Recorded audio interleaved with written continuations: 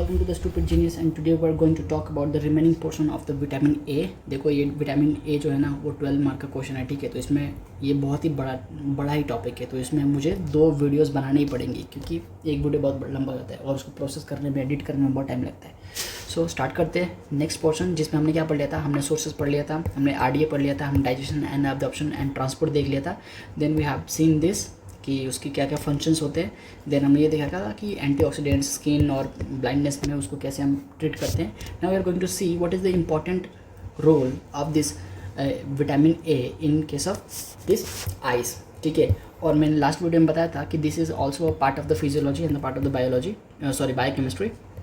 जो बायोकेमिस्ट्री में पूरा लिखना है, ठीक है, इंपॉर्टेंट होता है। और जो फिजियोलॉजी है ना उसका आधा पोर्शन यहाँ पे पढ़ूंगा, आधा पोर्शन तुम फिजियो में पढ़ लेना क्योंकि वो फिजियोलॉजी से पूरा फिजियो रिलेटेड है, ठीक है। नाउ तो जो हमारा आई होता है उसमें हमें पता है कि रेटिना होता है, राइट। हमारे पास क्या होता है, रेटिना होता है और रेटिना में हमारे पास फोटो रिसेप्टर्स होते हैं। तो फोटो रिसेप्टर्स पर पिगमेंट्स होते हैं। तो वो पिगमेंट्स कौन से, रोडोप्सिन्स, आयोडोप्सिन्स, साइनोप्सिन्स। तो there are lot of the pigments हमारे रेटिना में, जिसकी वजह से हम क्या करते हैं, लाइट को परसीव करते हैं। तो जो लाइट परसीव करने की जो मैकेनिज्म होती है ना उसको बोलते हैं कि ये जनरेशन ऑफ द इम्पल्स। तो जनरेशन जो इम्पल्स है ना वो विटामिन ए की वजह से आता है। तो विटामिन ए की मेटाबॉलिज्म है, विटामिन ए की मेटाबॉलिज्म है वो परसेप्शन ऑफ दिस लाइट हमें पढ़ना है। तो ये फिजियो का भी पार्ट है और बायोकेमिस्ट्री का पार्ट है। तो ये वाला जो साइकिल है ना बहुत एग्जाम में पूछते हैं, कभी फिजियो में पूछते हैं, कभी बायो में पूछते हैं, कभी फिजियो में पूछते हैं, कभी बायो में पूछते हैं, राइट। तो हम देखते हैं कि ये है क्या। तो हमारे पास जो रोडोप्सिन है, पता है ना कि 2 टाइप्स के हमारे पास कोन्स होते हैं, 2 टाइप्स के हमारे पास रिसेप्टर होते हैं, एक कोन्स एंड एक क्या होते हैं, रॉड्स। तो कोन्स में हमारे पास 3 कलर्स होते हैं, रेड, ब्लू एंड ग्रीन। और जो हमारा पास रॉड होता है ना, रॉड में क्या होता है, सिर्फ कोई कलर नहीं होता, वो नाइट विजन के लिए होता है। तो जो कोन है वो डे विजन के लिए और जो रॉड है वो नाइट विजन के लिए। मैं बात कर रहा हूँ रॉड की। रॉड में क्या होता है, रोडोप्सिन होता है। और रोडोप्सिन क्या है, it is a photo pigment. Rhodopsin क्या है, फोटो पिगमेंट। उसमें क्या होता है, हमारे पास रेटिनॉल होता है, रेटिनॉल एल्डिहाइड होता है। मैंने लास्ट लेक्चर में बताया था कि आंखों में क्या याद रखना है, एल्डिहाइड याद रखना है। तो आंखों में क्या होता है, एल्डिहाइड। तो 11 सिस रेटिनॉल होता है आंखों में, प्लस उसमें एक ऑप्सिन प्रोटीन होता है, ठीक है। तो ये वाला हमारे पास vitamin A plus opsin protein, ये मिलके क्या बनाते हैं, रोडोप्सिन बनाते हैं, राइट। तो जैसे हमारे आंखों पे लाइट पड़ती है, जैसे हमारे आंखों पे क्या होती है, लाइट पड़ती है, तो उससे क्या होता है, ये रोडोप्सिन टूट जाता है। और ये रोडोप्सिन टूट के क्या बनेगा, जो इसका कंपोजिशन है, कंपोजिशन क्या है, opsin protein and 11 cis retinol. तो जो ऑप्सिन प्रोटीन है वो क्या होगा, निकल जाएगा, ठीक है। और जो 11 सिस है ना, देखो 11 सिस मतलब क्या, 11th पोजीशन पे सिस कन्फर्मेशन है। तो अब क्या हो जाएगा, ऑल ट्रांस हो जाएगा। पहले सिस था, अब क्या हो गया, ट्रांस हो गया। तो दूसरा जो फॉर्म बनता है उसको क्या बोलते हैं, ऑल ट्रांस रेटिनल बनते हैं, ठीक है। क्या बोलते हैं इसको, ऑल ट्रांस रेटिनल बोलते हैं ना।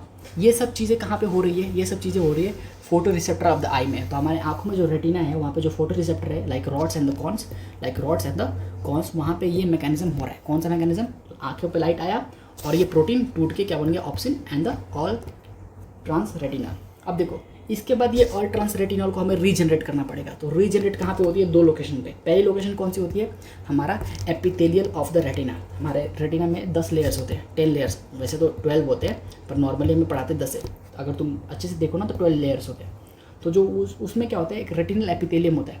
तो रेटिनल एपिथेलियम में क्या होता है, ये कन्फर्मेशन चेंज होकर वापस सिस में जाती है, ठीक है। और दूसरा लोकेशन कौन सा होता है, हमारा लीवर। तो पहला लोकेशन हमारा रेटिनल एपिथेलियम और दूसरा लोकेशन हमारा लिवर। तो देखते चलो कि रेटिनल एपिथेलियम में कैसे चेंजेस होती है। तो जो हमारा ऑल ट्रांस रेटिना होता है वो कहाँ पे ट्रांसपोर्ट हो जाएगा, वो फोटो रिसेप्टर से ट्रांसपोर्ट हो जाएगा, कहाँ पे, एपिथेलियम ऑफ द रेटिना में। वहाँ पे क्या होगा, जो ये हमारा ट्रांस रेटिनल फॉर्म है वो हो जाएगा सिस रेटिनल फॉर्म। क्योंकि हमें क्या चाहिए, हमें चाहिए सिस फॉर्म। देखो रोडोप्सिन में क्या है, हमारे पास सिस है, तो हमें चाहिए सिस फॉर्म, हमें ट्रांस फॉर्म नहीं चाहिए। तो देखो यहाँ पे क्या है, ट्रांस फॉर्म है। तो ट्रांस फॉर्म में कौन सा फॉर्म है, ट्रांस वाला एल्डिहाइड है, समझ रहे हो ना। ये क्या है, विटामिन ए है। तो विटामिन ए का कौन सा विटामिन है, रेटिनल वाला विटामिन है ना, एल्डिहाइड वाला विटामिन। तो हमारे पास ट्रांसफॉर्म है, ट्रांसफॉर्म में नहीं चाहिए, हमें क्या चाहिए, सिस फॉर्म। तो हम इसको क्या कर देंगे, कन्वर्ट कर देंगे सिस फॉर्म में। तो तुम्हें पता है ये आइसोमराइजेशन रिएक्शन है। तो इसके लिए कौन सा एंजाइम चाहिए होता है, रेटिनल आइसोमरेज एंजाइम। तो रेटिनल आइसोमरेज क्या करेगा, इसको ट्रांस रेटिनल को कन्वर्ट कर देगा सिस रेटिनल में। और सिस रेटिनल वापस कहाँ चला जाएगा, वापस चला जाएगा फोटो रिसेप्टर में। और वहाँ फोटो रिसेप्टर में जाके वो क्या हो जाएगा, वापस 11 सिस रेटिनल हो जाएगी, राइट। और हमें 11 सिस रेटिनल से क्या बनाना है, हमें वापस रोडोप्सिन बनाना है। तो रोडोप्सिन के लिए क्या करेंगे, हमें वापस इसमें ऑप्सिन प्रोटीन जोड़ देना है। तो 11 cis retinal plus opsin protein मिलकर क्या बना देंगे, हमारा 11 cis retinal plus opsin, that means rhodopsin protein. तो समझ आया क्या ये वाला मैकेनिज्म कैसे हुआ, ठीक है।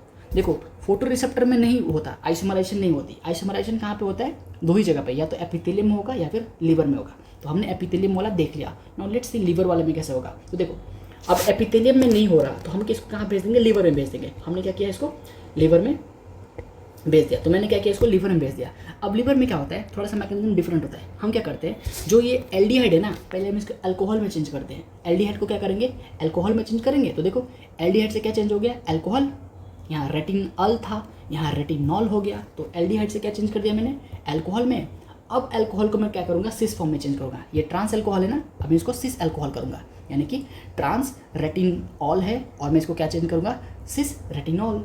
अब ये सिस रेटिनॉल किस में चेंज होगा, अब इसको चेंज करूँगा मैं सिस रेटिनल, यानी कि अल्कोहल से एल्डिहाइड। तो समझ आया क्या करना है, कि हमारे पास एल्डिहाइड पहले से था, हमने क्या किया, पहले अल्कोहल में चेंज किया। अब अल्कोहल का जो ट्रांसफॉर्म है, उस अल्कोहल के ट्रांसफर को मैं अल्कोहल का सिस फॉर्म बनाऊंगा। अब मुझे क्या हो गया, सिस फॉर्म तो मिल गया, पर मुझे अल्कोहल नहीं चाहिए, मुझे क्या चाहिए, एल्डिहाइड चाहिए। इसलिए मैंने क्या किया, सिस एल्डिहाइड बना दिया, राइट।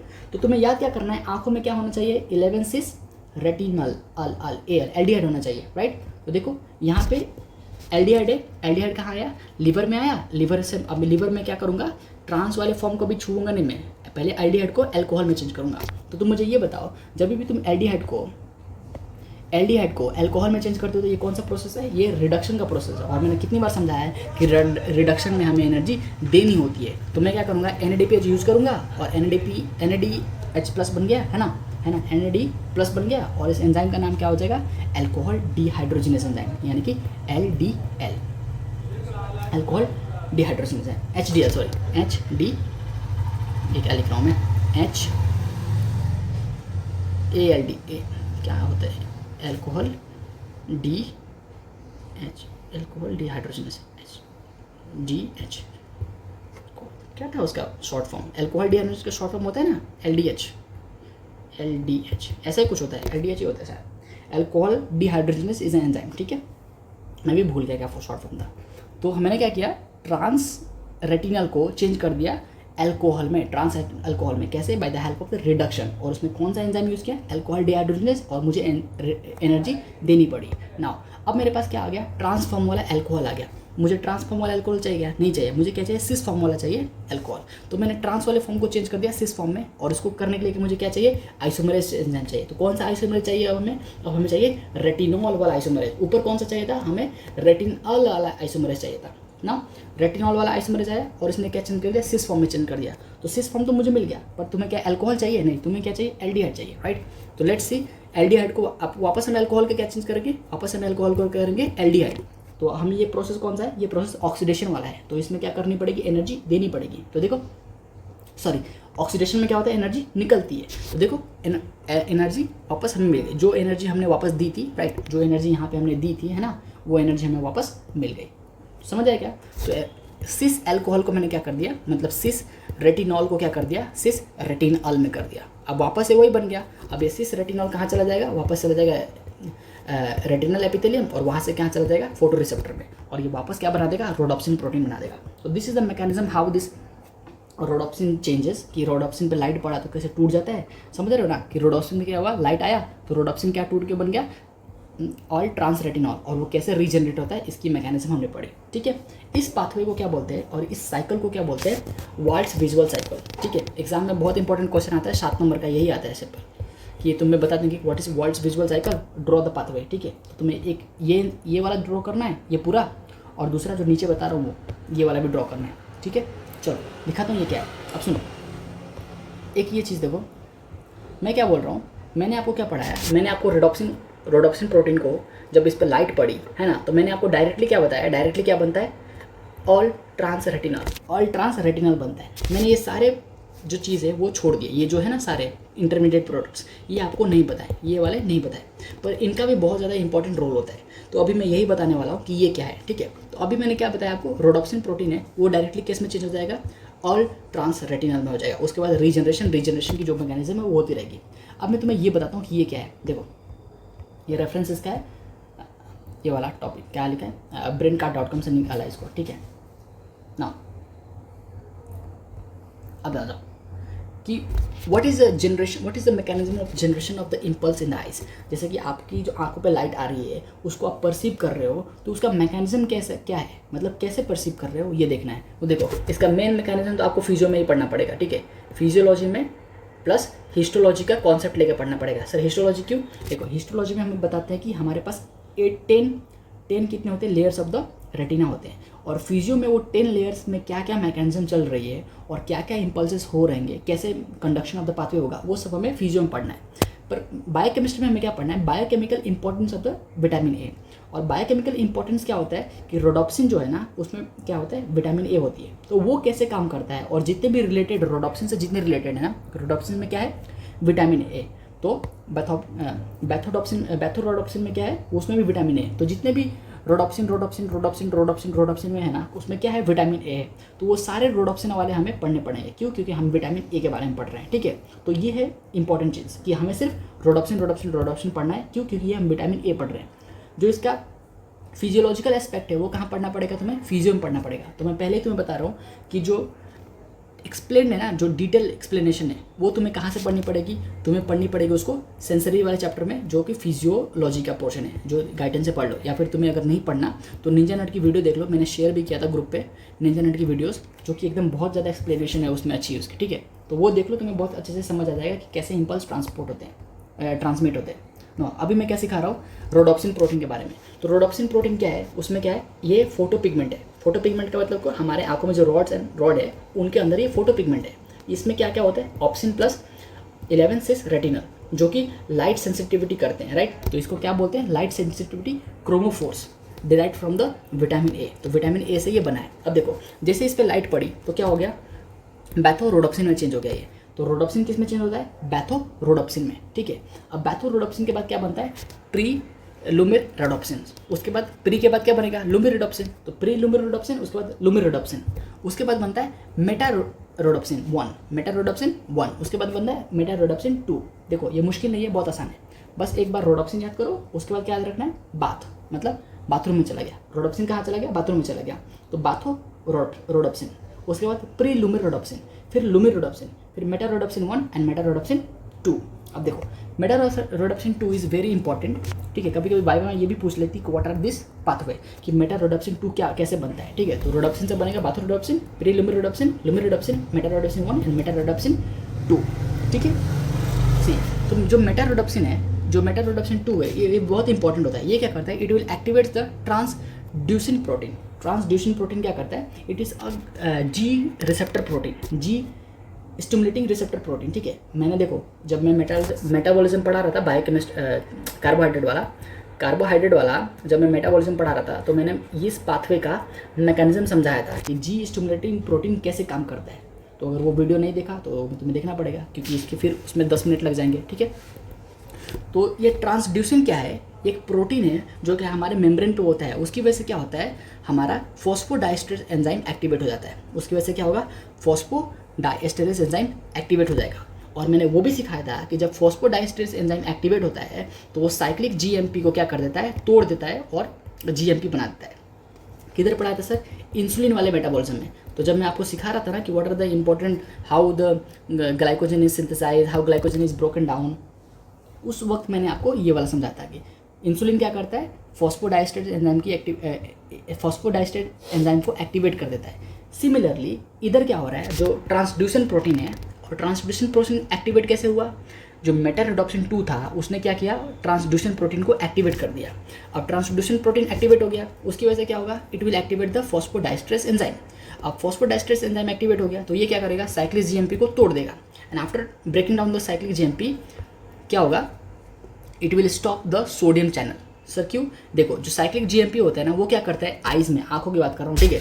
वो क्या करता है, it will open the sodium channel, जिसकी वजह से नर्व कंडक्शन होती है। अब क्या हुआ, जैसे फॉस्फोडाइस्टेरेस एंजाइम टूटा, साइक्लिक जीएमपी क्या हुआ, खत्म हो गया, तो अब सोडियम चैनल की इम्पल्स रुक जाएगी। इसका मतलब क्या, सोडियम चैनल का इन्फ्लक्स क्या हो जाएगा, रुक जाएगा, यानी कि सेल में हाइपर पोलराइजेशन हो जाएगी और hyperpolarization will help in the cell excitation. Sir ये तो आप उल्टा ही बोल रहे हो, नहीं एकदम सही है, ठीक है। जो हमारे 10 लेयर्स होते हैं ना उसमें बहुत ही कॉम्प्लेक्स मैकेनिज्म होता है। अगर कोई चीज़ इनोवेट हो रही है उसकी वजह से कोई चीज़ एक्साइट हो जाती है, फिर अगर वो चीज़ एक्साइट हो रही है ना उसकी वजह से दूसरा चीज़ इनोवेट हो जाता है। This is the mechanism. जो हमारे 10 लेयर्स होते हैं ना आंखों में, उसमें क्या होता है, मैकेनिज्म बहुत कॉम्प्लेक्स है, उसको तुम्हें फिजियोलॉजी से पढ़ना ही पड़ेगा, ठीक है, उसको तुम्हें समझना ही पड़ेगा। ये जो चीज़ लिखा है ना एकदम सही लिखा है, ठीक है। हो सकता है तुम्हारे normal day to day life से ये मैच ना करता हो, बिल्कुल। मैंने जब पढ़ा था ना तो मेरा भी मैच नहीं कर रहा था और बहुत दिन तक मैं कन्फ्यूजन में था कि ये क्या हो रहा है क्या हो रहा है, पर ये ऐसा ही होता है जो मैंने अभी बताया। तो आप क्या करो, फिजियो वाला टॉपिक जाके पढ़ लेना इसके बाद, तब आपको एक बिल्कुल समझ आ जाएगा। उसमें क्या होता है, अगर कोई चीज़ एक्टिवेट होती है उसकी वजह से दूसरी चीज़ इनिवेट हो जाती है, फिर उसकी वजह से क्या होता है, तीसरा चीज़ एक्टिवेट हो जाता है। ये सेम चीज़ हो रहा है, ठीक है। क्या हुआ, ट्रांसड्यूसिन प्रोटीन एक्टिवेट हुआ, उसकी वजह से क्या हुआ, फॉस्फोडाइस्टर एक्टिवेट हो गया। अब साइक्लिक जीएमपी क्या हो गया, कट जाएगा, उसकी वजह से सोडियम इन्फ्लक्स बंद जाएगी, उसकी वजह से क्या हो जाएगा, हाइपर पोलराइजेशन हो जाएगा, ठीक है, और उसकी वजह से एक्साइटेशन ऑफ द सेल होगा। चलो, हमने आपको ये वाला टॉपिक और ये वाला टॉपिक भी पढ़ा दिया। तो जब भी आपको आए ना कि वाल्ट्स विजुअल साइकिल बनाओ, तो ये वाली डायग्राम ड्रॉ करना है और ये वाली डायग्राम ड्रॉ करना है और डिस्क्राइब करना है कि what is the importance of the Wald's visual cycle, क्योंकि it will help in the regeneration of the rhodopsin protein. क्या कर रहा है, देखो रोडोप्सिन प्रोटीन कहाँ होती है, हमारी आंखों में होती है, किस में होती है, रॉड्स में होती है, राइट। तो रॉड्स में जो रोडोप्सिन प्रोटीन होती है उसकी रीजनरेशन प्रोसेस में कहाँ काम आता है, वाल्ट्स विजुअल साइकिल। तो वाल्ट्स विजुअल साइकिल क्या प्रोवाइड करता है आपको, it will provide how the rhodopsin protein is going to get regenerated. पहला रीजनरेशन कहाँ पे होता है, रेटिनल एपिथेलियम में, दूसरा कहाँ होता है, लिवर में, और उसको दो मैकेनिज्म से होता है। पहला मैकेनिज्म हमने बड़ा वाला देख लिया कि हाँ ओवरऑल कैसा होता है, दूसरा छोटे छोटे प्रोटीन्स वाले रोडोप्सिन वाला मैकेनिज्म, रोडोप्सिन से बैथोरोडोप्सिन, प्लीरोडोप्सिन, लुमिरोडोप्सिन, मेटारोडोप्सिन 1 एंड मेटारोडोप्सिन 2। उसके बाद क्या होता है, एक्टिवेशन ऑफ द ट्रांसड्यूसिन, उसके बाद होता है फॉस्फोडाइस्टरेस एंजाइम का एक्टिवेशन, उसकी वजह से साइक्लिक जीएमपी का लेवल कम हो जाता है और सेल एक्साइट हो जाता है, ठीक है। चलो, now let's move on to the difference between the rods and the cone. This is also a portion of a physiology plus biochemistry. Biochemistry में भी पूछते हैं, बायो में, ठीक है, और एग्जाम में भी आता है शॉर्ट क्वेश्चन, मतलब 2-3 नंबर का, और एमसीक्यू भी आ सकते हैं, ठीक है। एमसीक्यू बहुत आते हैं, राइट, एमसीक्यू एंड फिजियोलॉजी का पोर्शन, ठीक है। बायो में बहुत पूछते हैं। नाउ अब क्या समझा रहा हूँ कि मैं आपको दो टाइप के आपके पास फोटो रिसेप्टर्स होते हैं, कौन से, एक होता है रॉड, दूसरा होता है कॉन्स, ठीक है। नाउ सीनो, अब यहाँ पे ये टेबल याद कर लेना, क्या लिखा है, फंक्शन, रॉड का फंक्शन क्या है, तो ये होता है नाइट विजन के लिए। तो जो आपको रात में दिखता है ना वो रॉड की वजह से दिखता है, और जो दिन में दिखता है वो क्या होता है, कॉन की वजह से दिखता है, ठीक है। तो detection of the low light level, यानी कि फोटोटॉपिक विजन एंड ये फोटोटॉपिक विजन। तो दिन में देखोगे तो फोटोटॉपिक विजन और रात में देखोगे तो स्कोटॉपिक विजन, ठीक है ना। इसकी सेंसिटिविटी किसकी ज़्यादा होगी, देखो रात में तो पहले से अंधेरा है फिर भी तुम देख पा रहे हो, तो सेंसिटिविटी किसकी ज़्यादा होती है, रॉड्स की होती है। तो सेंसिटिविटी किसकी ज़्यादा होती है, रॉड्स की सेंसिटिविटी ज़्यादा होती है, और कॉन्स की सेंसिटिविटी बहुत ही कम होती है, ठीक है। क्यों, क्योंकि दिन में तुम्हें सेंसिटिविटी नहीं चाहिए ज़्यादा, दिन में तो वैसे भी बहुत लाइट्स है, पर रात में लाइट जब कम है, एकदम डिम लाइट है, फिर भी तुम देख पा रहे हो, तो सेंसिटिविटी किसकी ज़्यादा है, रॉड्स की ज़्यादा है, ठीक है ना। लोकेशन कहाँ पे है, रेटिना में। तो सबको पता है कि रेटिना जैसा होता है, तो बीच में क्या होता है, यहाँ पे सेंट्रल फोबिया होता है। तो सेंट्रल फोबिया में कॉन्स की कंसंट्रेशन बहुत ज़्यादा होती है। तो देखो जो सेंट्रल फोबिया हमारा है वहाँ पे कॉन्स बहुत ज़्यादा होता है, पर हमारा जो क्या बोलते हैं उसको, रॉड्स है, वो कहाँ पे होता है, पेरीफेरी में होता है। तो पूरा जो रेटिना है ना, ये पूरा रेटिना है, तो बीच में क्या होगा, ज़्यादा कॉन्स होंगे और पेरीफेरी में क्या होंगे, रॉड्स होंगे। समझ आया क्या। नाउ नंबर किसका ज़्यादा होता है, तो जो कॉन्स होता है ना वो 6 मिलियन के आसपास होता है और 120 मिलियन होता है रॉड्स, ठीक है। 6 और 120 याद कर लो, ऐसे एवरेज में याद करोगे तो वैसे भी नहीं याद होता। तो 6 मिलियन किसके होते हैं, कॉन्स के होते हैं, राइट। 6 मिलियन किसके होंगे, कॉन्स के होंगे, और रॉड्स के कितने होंगे, 120 मिलियन। तो रॉड्स कितना है, ज़्यादा है, ठीक है, क्योंकि हमें रात में देखनी है ना अच्छी तरह से। अब तुम भी सोचो ना, ये पूरा रेटिना है, ठीक है, पूरा रेटिना में यहाँ पे सिर्फ हमारा क्या है, पूरा रेटिना में सिर्फ यहाँ पे क्या है, हमारे पास कौन है, और पूरा रेटिना में क्या है, हमारे पास रॉड्स है। तो इसलिए रॉड्स की कंसंट्रेशन बहुत ज़्यादा होती है। शेप कैसा है, सिलिंड्रिकल होगा ना भाई। रॉड कैसा होता है, रॉड ऐसा होता है ना, सिलिंड्रिकल शेप होगा, लॉन्ग एंड सिलिंड्रिकल। और कौन कैसा होता है, कॉनिकल होगा। तो कौन कैसा होगा, कॉनिकल शेप का होगा। उसमें पिगमेंट कौन सा होता है, तो पिगमेंट अभी मैंने बताया, रॉड्स में कौन सा पिगमेंट होता है, रोडोप्सिन पिगमेंट होगा। और कौन में कौन सा पिगमेंट होता है, कौन में पिगमेंट होता है आपका या तो ब्लू या फिर रेड या फिर ग्रीन। तो ब्लू वाले का नाम क्या है, साइनोप्सिन, ग्रीन वाले का नाम क्या है, आइडोप्सिन, और रेड वाले का नाम क्या है, पोरफायरोप्सिन। आपको पता है ना, हीमोग्लोबिन कैसे बनता है, पोरफायरिन रिंग से बनता है। दैट्स वाई रेड वाले का कलर क्या नाम है, पोरफायरोप्सिन, ग्रीन वाले का नाम क्या है, एडोप्सिन, और ब्लू वाले का नाम क्या है, साइनोप्सिन। अगर किसी बच्चे को ये पता होगा कि इसमें कौन सा मिनरल मिलता है, इसमें कौन सा मिनरल मिलता है, इसमें कौन सा मिनरल मिलता है, तो वो आप यहाँ पे कमेंट भी कर सकता है, ठीक है, मेरी जानकारी के लिए, क्योंकि मेरे को नहीं पता, है ना। चलो नाउ आपको पिगमेंट समझ आ गया। Now let's talk about the colour detection कि अगर मैं आपको बोलूँ कि दो कलर के बीच में डिफरेंस कौन बता सकता है, तो तुम सोचो कौन्स क्या करते हैं डे लाइट में, तो डे क्या है, वाइट लाइट, वाइट लाइट में क्या होते हैं 7 कलर्स होते हैं, तो कलर के बीच में डिफरेंस कौन बता सकता है, कौन बताएगा ना भाई, कौन बताता है। पर रात में तुम देखो तो रात में तुम्हें सारी चीज़ें सेम ही दिखती है, लगभग लाल कलर पीला कलर सब लगभग सेम ही दिखता है, ब्लैक एंड व्हाइट इमेज, तो ब्लैक एंड व्हाइट इमेज में क्या तुम लाल पीला सब पहचान पाओगे, नहीं पहचान पाओगे। दैट्स वाई ये जो है ना कॉन्स, ये मोनोक्रोमेटिक विजन के लिए होते हैं, मतलब एक ही कलर का विजन इसमें मिलता है। मोनोक्रोमेटिक विजन मतलब ब्लैक एंड व्हाइट विजन, या तो आपको एक ही कलर दिखेगा दूसरा कलर नहीं दिखेगा। पर ये क्या है, ट्राइक्रोमेटिक, मतलब इसमें डिफरेंट कलर्स दिख सकते हैं।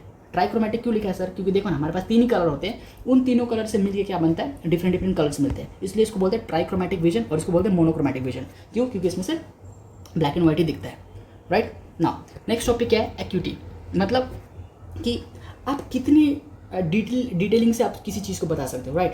तो जो एक्यूटी होती है ना, मतलब मैं क्या बोल रहा हूँ कि आप दूर तक देख रहे हो, खूब दूर, वहाँ पे 2 डिफरेंट पॉइंट है, ठीक है, पॉइंट है, उन पॉइंट के बीच में डिफरेंस बताना कौन बता सकता है, अच्छा तो कौन अच्छा बताता है, और जो ब्रॉड से वो अच्छा बता नहीं पाता, ठीक है। एडेप्टेशन का मतलब क्या होता है, कौन जल्दी अडेप्ट करता है। तो देखो जो हमारा रॉड है वो किस लिए होता है, वो नाइट विजन के लिए होता है, और जो हमारा कोन है वो डे विजन के लिए होता है। तो बेटर एडेप्शन किधर होगी, तो जो कोन है वो डे में ज़्यादा अडेप्ट करेगा, और जो रॉड से वो नाइट में ज़्यादा अडेप्ट करेंगे, तो इसको better adaptation in the dark and this is the better adaptation in the light. समझा क्या, बहुत आसान है। तो ये होगा difference of the cone and the rod. Let's move on to the deficiency manifestation, मतलब क्या कि अगर आपका विटामिन का लेवल कम हो गया तो आपकी प्रॉब्लम क्या क्या हो सकती है। तो सोचो आंखों में इंपॉर्टेंट था, तो अगर विटामिन का लेवल कम हो गया तो आंखों में प्रॉब्लम आ गई। अब आंखों का प्रॉब्लम क्या क्या हो सकता है, ब्लाइंडनेस हो सकता है। ब्लाइंडनेस में कौन सा blindness, light blindness and colour blindness, मतलब अगर आपका रॉड खराब हो गया तो आपको नाइट ब्लाइंडनेस हो जाएगी, अगर आपको कॉन खराब हो गया तो आपको क्या हो जाएगा, कलर ब्लाइंडनेस हो जाएगी। तो नाइट ब्लाइंडनेस को हम कैसे फाइंड करते हैं, it will increase the adaptation time. Adaptation time का मतलब क्या होता है, देखो जब भी तुम सिनेमा हॉल में बैठे पड़े हो और तुम मूवीज़ देख रहे हो तो वहाँ पे सारी लाइट्स ऑफ होती है, पर जैसे सिनेमा हॉल से बाहर निकलते हो, मतलब थिएटर से जब तुम बाहर निकलते हो तो अचानक से लाइट आती है, ठीक है, उस केस में एडेप्टेशन में मुश्किल होता है, राइट। तो वो क्या है, कलर एडेप्टेशन, मतलब हम कलर को अडेप्ट करने में टाइम लगा रहे हैं, राइट। मतलब तुम पहले डार्क में थे और अचानक से ब्राइट लाइट में गए, तो ये क्या है, ब्राइट लाइट एडेप्टेशन। पर तुम खुद सोचो, तुम पहले खूब मतलब लाइट्स में रह रहे हो, खूब लाइट में, अब अचानक से एक अंधेरे रूम में जाओगे तो तुम्हें क्या दिखेगा, नहीं दिखेगा, स्टार्टिंग में नहीं दिखता। तुम्हें अभी भी देख सकते हो, ट्राई करो, तुम्हारे अगर रूम की लाइट्स ऑन है तो तुम क्या करो, रूम की लाइट ऑफ करो, तुम्हें 10 सेकेंड 15 सेकेंड तक कुछ नहीं दिखता, उसके बाद तुम्हें दिखना स्टार्ट होगा, उसको बोलते हैं एडेप्टेशन टाइम। क्या होता है, उसको एडेप्टेशन टाइम होता है। तो जिनके विटामिन का लेवल कम होता है ना, उनका एडेप्टेशन टाइम बढ़ जाता है। मतलब मैं बोलूँ कि उनको लाइट वाले रूम से अगर डार्क वाले रूम में अचानक से भेज दिया जाए तो उनको जो एडेप्टेशन टाइम होगा ना उनका बढ़ जाएगा। नॉर्मली कितना होगा, 5 सेकंड 6 सेकंड 7 सेकंड 10 सेकंड, उनका 1 मिनट 2 मिनट हो जाएगा, ठीक है। तो that is called blindness and increase the adaptation time. तो वो इसका भी एडेप्टेशन टाइम हो सकता है और कलर का भी हो सकता है ना। बिटआउट स्पॉट, ये बहुत इंपॉर्टेंट है, बायो में बहुत पूछता है कि बिटआउट स्पॉट कहाँ पे मिलता है। और तुम्हारा जब स्पॉट्स होगा ना, जब तुम्हें वो दिखाएंगे कि हाँ 1-1 मिनट में स्लाइड्स चेंज करते हैं, उसको तुम्हें लिखना होता है एग्जाम्स में, उसमें ये बहुत आता है। तो ऐसी आंखें होंगी, है ना, प्यारी प्यारी, और उसमें एक ये प्लैक होगा, है ना, कौन सा प्लैक होगा, ग्रे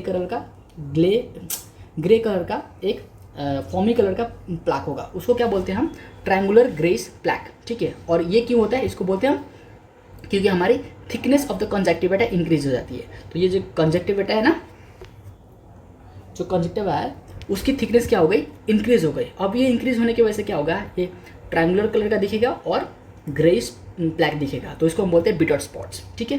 तो पहला हमारा मैनिफेस्टेशन क्या हो गया, ब्लाइंडनेस, दूसरा क्या हो गया, बिटआउट स्पॉट्स, तीसरा देखते हैं, देखो बाइलैटरल जीरोफ्थैल्मिया। जीरोफ्थैल्मिया का मतलब क्या है, increase keratinization of the conjunctiva. क्या बोल रहे हो सर, जो हमारा कंजक्टिवा है उसमें केराटिन की लेवल बढ़ जाती है। देखो कंजक्टिवा में क्या होता है, एपिथेलियल होते हैं कि नहीं होते हैं। देखो 5 लेयर्स ऑफ द कॉर्निया, पता है ना, कॉर्निया के 5 लेयर्स में सबसे आउटर लेयर क्या होता है, epithelium of the cornea, right. तो मैंने क्या बताया था कि जो विटामिन ए है, याद करो, vitamin A is important to reduce the keratin formation of the epithelium cells. बोला था ना, मैंने बोला था कि विटामिन ए क्या करता है, विटामिन ए क्या करता है, रिड्यूस करता है, किसको रिड्यूस करता है, synthesis of keratin in the epithelium sales. पर अगर विटामिन की लेवल कम हो गई तो आप में हाइपर केराटिनाइजेशन हो जाएगा, होगा कि नहीं होगा, होगा। इसलिए हम इसको बोलते हैं बाइलैटरल जीरोफ्थैल्मिया। तो जीरोफ्थैल्मिया का मतलब क्या, increase keratinization of the conjunctiva. ठीक है, तो देखो ये ऐसा दिखता है कुछ ना। ये होता कैसे बताता हूँ कि जो कंजक्टिवा है इट विल गेट थिक हो जाएगा, ड्राई हो जाएगा एंड रिंकल्ड हो जाएगा। इसको बोलते हैं क्या, जीरोफ्थैल्मिया, जिसमें क्या होगा, कंजक्टिवा का कंडीशन क्या होगा, थिक, ड्राई एंड रिंकल। तो आपसे जब भी पूछा जाए कि what are the clinical features of the xerophthalmia, thick, dry and wrinkle. तो पहले थिक हुआ, उसकी वजह से ड्राई होने लगा और उसकी वजह से क्या हुआ, रिंकल आ गया। चलो, अगर जीरोफ्थैल्मिया, तो ये जीरोफ्थैल्मिया है ना, ये परसिस्टेंट हो गया, मतलब क्या हो गया, बहुत लॉन्ग टाइम तक हो गया, आप उसको ट्रीट नहीं करवाओ। जैसे कि कोई इंसान है जो गरीब है, जिसको कुछ पता नहीं है ना, मेडिकल फैसिलिटीज़ नहीं है, अगर उसको ये विटामिन ए की कमी हो गई, राइट, तो उसमें क्या हो जाएगा, जीरोफ्थैल्मिया हो जाएगा। अगर वो इसकी ट्रीटमेंट नहीं लेता तो क्या हो जाएगा, परसिस्टेंट जीरोफ्थैल्मिया हो जाएगा। उसकी वजह से एडवांसमेंट ऑफ द डिजीज हो जाएगी। तो नेक्स्ट डिजीज जो होती है उसको बोलते हैं केराटोमेलेशिया। क्या होता है, केराटोमेलेशिया। देखो, केराटो का मतलब क्या, केराटिन, मलेशिया का मतलब क्या, बहुत ज़्यादा हो गया, राइट। तो केराटोमेलेशिया का मतलब keratinization of the cornea, right, keratinization of the cornea.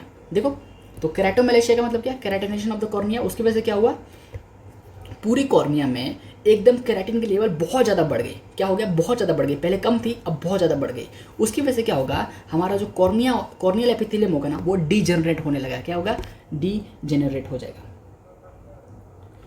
Degenerate की स्पेलिंग गलत लिखी है मैंने यहाँ पे, क्या हो जाएगा,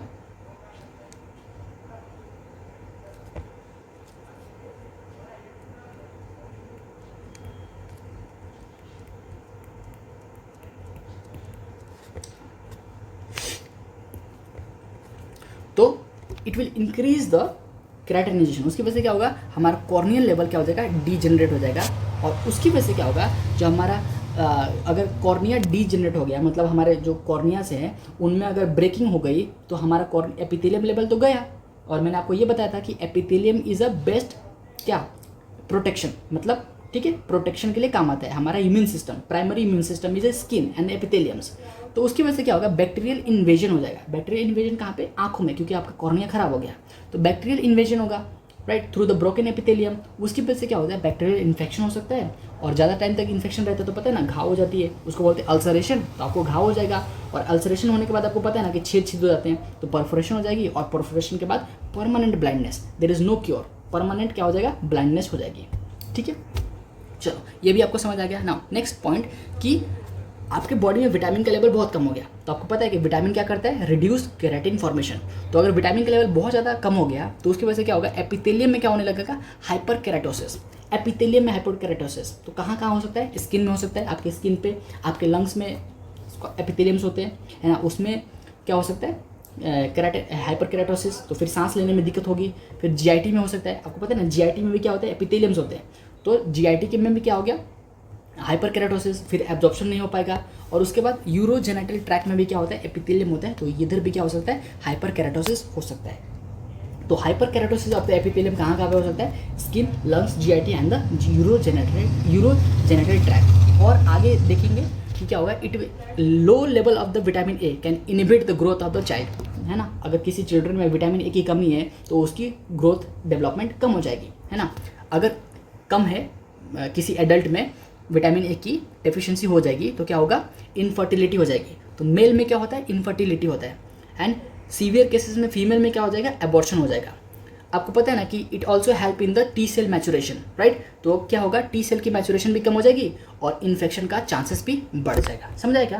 तो चलो मैं यहाँ पे समरी दिखाता हूँ आपको कि what are the different problems, what are the problems that will face if the vitamin A level decrease in our body, right. Night blindness हो सकता है, राइट, नाइट ब्लाइंडनेस जिसको हम बोलते हैं निक्टालोपिया, राइट। और उसकी वजह से क्या होगा कि आपका जो देखने की वो होगी, जैसे कि difficulty in seeing in low light, मतलब क्या, लो लाइट में आप नहीं देख पाओगे। जैसे कि मैंने बोला ना कि जो डार्क एडाप्टेशन टाइम है वो बढ़ जाएगा, यानी कि लो लाइट पे आप नहीं देख पा रहे हो, this is the early sign.